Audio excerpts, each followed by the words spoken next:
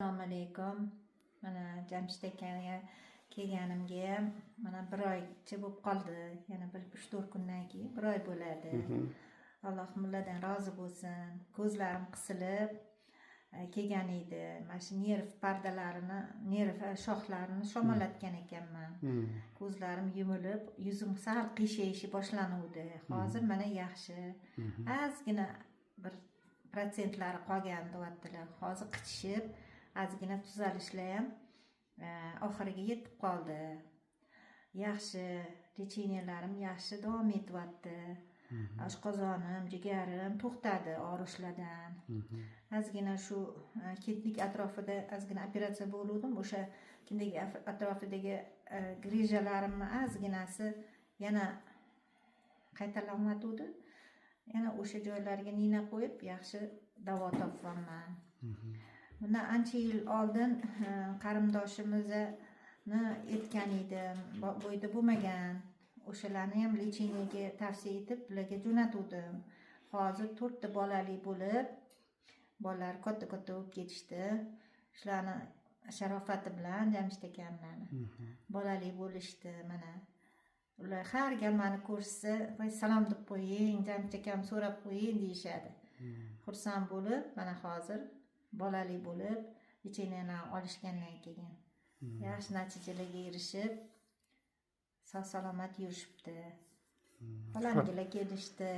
Farzandlari nechta qolib bo'yaga yetganingiz hozir? 4 ta, 5 ta farzand bor hozir.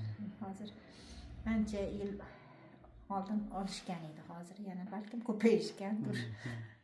Lekin rosa xursand bo'lib gapirishadi. Er-xotin kelib ketishuvdi.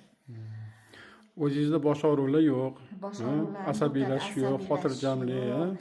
Mana yig'lab, siqtab, ko'zimni vrachlarga ko'rsatdim, ukollar oldim, lecheniyalar oldim, arilarga bordim.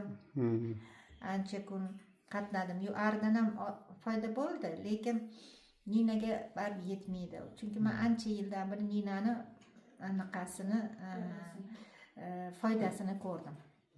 Nina baribir o'zini nimasini nima deydi, lecheniya olganda o'zini samarasini beradi. Sabrli bilan faqat olish kerak, shunga ishonish kerak, ixlos qilish kerak. Sabr bilan kelib hamma narsa muolajalarni vaqt-vaqti bilan qilinsa, o'sha natija beradi. Shunda Dilfuza opa sizda bo'lsa, o'sha 2000-yillarda kelganingizda juda ozib ketgan, keyin otangizni, onangizni aytdingiz. Shunaqa ular shu kasaldan ketganlar. Ular rak kasalini bilan rak kasal bo'lib ota-onam olamdan o'tib ketishgandan keyin men juda ham qattiq stressga tushib qolganman. Endi eng katta farzand bo'lganim uchun Allohim ularni bizdan juda ham judo qilishdi. Ota-onadan vaqtli ulardan judo bo'lganligim uchun siqilib, juda ham o'zimni oldirib qo'yganman. Ovqat yemay, siqilib, qo'llarim ishlamay qolgan, qo'lim siqilganidan qotib shamollatib qo'yganman, nerv asabiylashganimdan. Barmoqlarim bukilib qolgan. O'shanda Jamshidjon Tashmida davolanganman, blokadalar olganman. Bu blokadani olish juda ham qiyin bo'lgan men uchun. O'sha davrda juda ham tushkunlikka tushib qolgan paytim. U blokada juda qimmat turardi u davrda. Hozirgi paytda bilmadim qanaqa muolajalar bor, balkim yaxshi muolajalar bordir.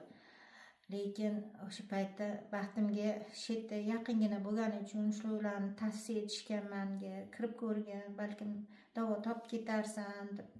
Shularga birinchi kelganimda rahmatli onalari, otalari shetda bo'lgan, o'shalar bilan tanishib, o'shalarni tavsiyasi bilan bolam juda ham yaxshi tuzatadi, xudo xolasa yaxshi bo'lib ketasiz deb shularga ishonib, ota-onalariga, opalariga kelganman. Alloh ulardan rozi bo'lsin, hamma tuzatib, hammaga shifo berib, hammani tuzatdilar.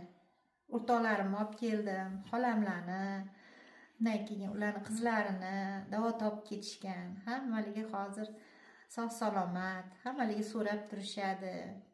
O'zim ham mana ancha yaxshi shifo topib davolanib ketdim. Alloh taolo shunaqa mehribon zot, shifo Allohdan, biz sababchida. O'shanga nimaiki mana yaxshiliklar bo'ladigan bo'lsa, kimga masalan sabab bo'lib o'sha dalolatini beradigan bo'lsa, mana o'sha shifo topganligidan o'shani mana endi arzimas bo'lsa ham biz endi shunga sababchi bo'lib qolganmiz. Shunga qanaqa savob bo'lgan bo'lsa, sizga ham xuddi shu savob kelar ekanda. O'sha dalolat qilgan odamga. O'shanga Alloh yana ham xayrli qilgan bo'lsin. Mana shu hozirgi kelgan dardlaringizga Alloh taolo shifoyi komil bersin. Hammamizga Alloh o'zi g'oyibidan yetkazib, nusratini berib, shifoyi komil bersin. Hammamiz sog' salomat bo'laylik. Alloh taoloni marhamatiga har doim dohil bo'lib, o'zini husni jamoliga vasliga erishadigan haqiqiy mo'min musulmonlardan bo'lishlikni o'zi nasib qilgan bo'lsin. Payg'ambar sollallohu alayhi vasallam shafoatlariga erishib, suyukli ummatlardan bo'lishni hammamizga o'zi nasib qilgan bo'lsin.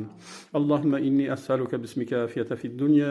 Allohumma aslamtu nafsi fawwastu amri ilayka razitu bika robban va bi Muhammadin sallallohu alayhi vasallam nabiyyan islam dinan. Alloh taolo shifoyi komil bergan bo'lsin. Sog' salomat bo'ling. Allohu akbar. Sog' salomat bo'ling sizlar. Rahmat. O'sha qarib, bolalaringiz rohatda ko'p, hech ham kasal bo'lmang, dard bo'lmang. Rahmat. Allohim dardingizga shifo qilsin. Allohu akbar. Bergan ne'matlaringiz uchun, bergan shifolaringiz uchun rahmat sizga. Endi u Allohniki, bu hamma ne'matlar, bu biz endi bir sababchi, bir bandamiz. Alloh shifoyi komil bersin hammamizga. Yaralgan bir bandasiz. Biz uchun. Sog' bo'ling.